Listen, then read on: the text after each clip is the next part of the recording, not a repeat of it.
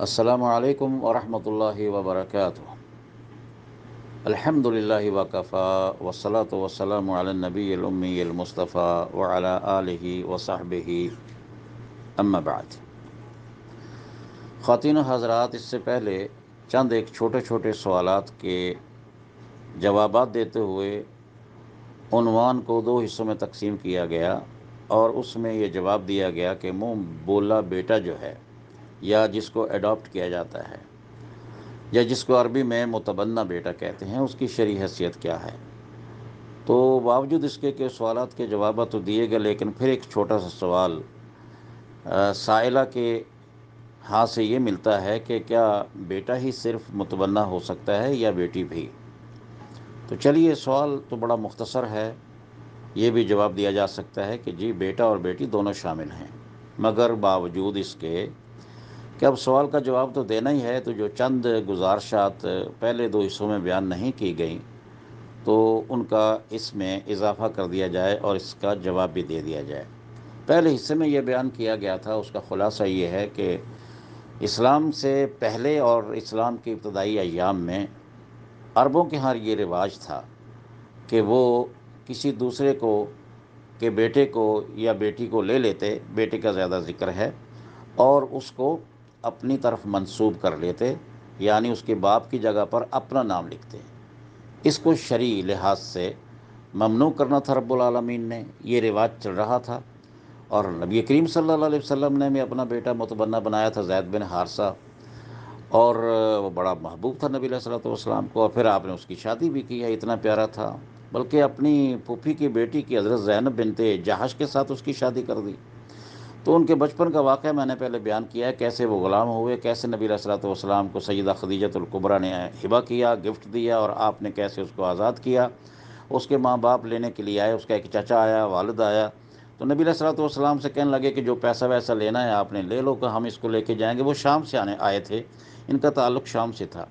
تو نبی علیہ الصلوۃ والسلام نے بلایا حضرت زید کو اور کہا کہ یہ کون ہے؟ انہوں نے کہا میرا بیٹا ہے، اور زید سے پوچھا، انہوں نے کہا کہ یہ میرے والد ہیں، یہ میرا چچا ہے، تو یہ تو اس لیے آئے ہیں۔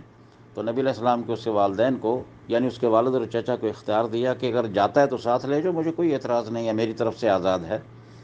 تو اس نے قربانی دے دی، کہنے لگے نہیں ہے، مجھے آپ کی غلامی میں جو لطف ہے اور جو کچھ مجھے سکون ملا ہے، مجھے باپ کے ہاں، اپنے خاندان کے ہاں آزادی میں نہیں ملے گا، میں نے آپ کے ساتھ رہنا ہے۔ تو باپ نے کہا زید کیا ہو گیا ہے، غلامی کو پسند کر رہے ہو؟ تو انہوں نے کہا یہ غلامی مجھے آزادی سے ہزار درجہ بہتر ہے۔ تو نبی علیہ الصلوۃ والسلام نے جو لوگ اس موقع پر موجود تھے ان کو گواہ بنا کر کہا، اے لوگوں گواہ رہ جاؤ کہ ان زیدن او ان زیدن ابنی یارثنی و انا ارثہ، یہ بیٹا ہے میرا، آج کے بعد زید ابن حارثہ نہیں ہوگا، زید ابن محمد کہلائے گا صلوات اللہ وسلامہ علیہ۔ اور پھر اللہ رب العالمین کی طرف سے حکم آ گیا اس کو حرام قرار دینے کا، ادعوہم لآبائہم، ان کے والدین کی، جو ان کے باپ کی طرف، ان لوگوں کو جو آپ کے غلام ہیں نا، ان کو اپنی طرف منسوب نہ کرو، آج کے بعد ان کے والد کا نام لیا جائے۔ فَإِن لَّمْ تَعْلَمُوا آبَاءَهُمْ فَإِخْوَانُكُمْ فِي الدِّينِ، اگر تم ان کے والدین کو، آباء و اجداد کو نہیں جانتے ہو، باپ کو نہیں جانتے ہو، تو وہ تمہارے دینی بھائی ہیں اور تمہارے وہ دوست ہیں۔ تو اگر ایسی صورت آ جاتی ہے، کسی نے متبنہ بنایا، مثلا راہ چلتے بچہ مل گیا ہے، مسجد میں لوگ چھوڑ گئے ہیں، یا کسی ڈرم کے پاس رکھ گئے ہیں، جیسے بچوں کو لوگ چھوڑ جاتے ہیں، استغفر اللہ علیہ باللہ، تو ان بچوں کو اگر اپنایا جائے تو کسی کو کیا پتا کہ اس کا والد کون ہے، لہٰذا کیا کیا جائے اس سلسلے میں، اس کا نام رکھ دیا جائے صالح بن عبداللہ، صالح بن ابراہیم، صالح بن عبد الرحمن وغیرہ وغیرہ، کوئی بھی نام رکھ دیا جائے، لیکن وہ اپنی طرف آپ اس کو منسوب نہیں کر سکتے۔ یہ ہے اضافہ جو پہلے دو حصوں میں جس کا بیان نہیں کیا گیا، اس کا نیا نام رکھا جا سکتا ہے۔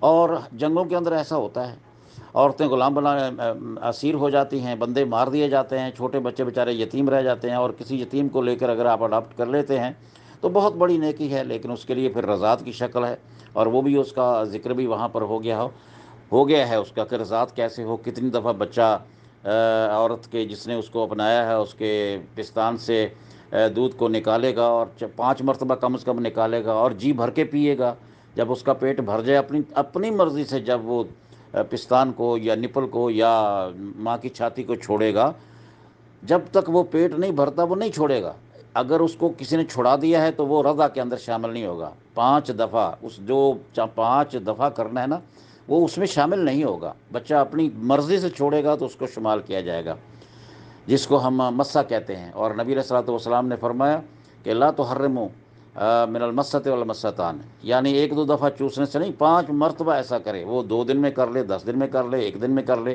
یا دودھ نکال کے عورت جو ہے اپنے کسی برتن میں ڈال کے بچے کو پلا دے، اتنا دودھ پلا دے 4-5 مرتبہ، تو وہ اس کی ماں بن جائے گی، اس کا بیٹا بن جائے گی، حرمت شروع ہو جائے گی. تو اس میں اضافہ اس ریکارڈنگ میں یہ ہوا ہے کہ اگر کوئی ایسا بچہ ملتا ہے جس بچے کا کوئی پتہ نہیں کہ اس کا بچہ کون، اس کا باپ کون ہے، جنگوں میں نہیں پتہ چلتا بھائی. اور اس طرح جب سیلاب آ جاتے ہیں، اس وقت کیا حالت ہو رہی ہے پاکستان کی، وہاں سے جو بچے ملتے ہیں اگر کوئی اپنا لیتا ہے تو بہت ہی زیادہ ثواب کا مستحق ہوگا، اور اس کا محرم بھی بن جائے گا، بشرطے کہ رضاعت اگر ہو جائے. رضاعت اگر نہیں ہوتی تو پھر وہ بچہ بطور مکفول کفیل کے ہاں ہوگا. وہ عورت اور وہ مرد جو اس کو اپنائیں گے وہ اس کے کفیل ہوں گے، ان کو بہت ہی زیادہ ثواب ہوگا. پہلے بھی میں نے عرض کیا، اس میں بھی عرض کر دیتا ہوں کہ نبی علیہ الصلوۃ والسلام نے فرمایا انا وکافل الیتیم فی الجنہ کا ہاتین او ہا قضا. اور حضرت انس فرماتے ہیں کہ نبی علیہ الصلوۃ والسلام نے فرمایا میں اور جنت اور یتیم کا جو ہے نا پرورش کرنے والا، اس کی کفالت کرنے والا، میں اور وہ دونوں جنت میں اس طرح ہوں گے. اور آپ نے اشارہ بھی کیا اپنے دونوں ہاتھ کی 2 انگلیوں سے، السبابہ والوسطیٰ، جو شہادت والی انگلی ہے اس کو، اور جو درمیان والی انگلی ہے، ان دونوں کو تھوڑا سا آپ نے تھوڑا سا فرق بھی ڈال دیا کہ وہ میرے قریب ہوگا جنت میں. کتنا بڑا ثواب ہے. حاجیوں کو، نمازیوں کو، روزے داروں کو، زکوٰۃ دینے والوں کو، اور بڑے بڑے صدقات و خیرات کرنے والوں کو یہ نعمت نصیب نہیں ہوئی جو یتیم کی پرورش کرنے والے کو نصیب ہو جاتی ہے. نبی علیہ الصلوۃ والسلام کی بشارتیں ہیں. تو مسئلہ کیا ثابت ہوا؟ اس میں ایک اضافہ جو پہلے ریکارڈ نہیں ہو سکا، میں دوبارہ دہرا رہا ہوں، وہ یہ ہے کہ کوئی ایسا بچہ جس کے والد کا پتہ نہ ہو، تب بھی یہ اپنانے والے اس بچے کو اپنی طرف منسوب نہیں کر سکتے، کیونکہ وہ کسی اور کا خون ہے. وہ کسی اور کا خون ہے. بین الصلب و ترائب، باپ کی پشت اور کمر ہے اور ماں کی چھاتی اور سینہ ہے، ان دونوں کو ملا کے بچہ پیدا ہوتا ہے. اب نہیں پتہ وہ خون کس کا ہے، لہٰذا اس کو اپنی طرف پھر بھی منسوب نہیں کر سکتے. یہ حرام ہے. نبی علیہ الصلوۃ والسلام نے فرمایا جس نے جان بوجھ کر ایسا کیا اس نے کفر کیا ہے. لہٰذا اس کا نام کیا ہے؟ کوئی بھی نام رکھ دیا جائے، صالح رکھ دیا جائے. پہلے میں نے مثال دی، صالح بن عبداللہ، صالح بن عبد الرحمن، صالح بن عبد الرحیم، صالح بن عبد المنان، وغیرہ وغیرہ.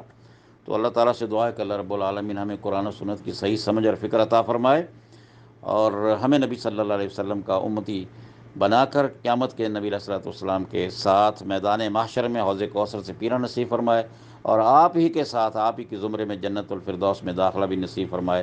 ھذا واللہ اعلم بالصواب. والسلام علیکم ورحمۃ اللہ وبرکاتہ.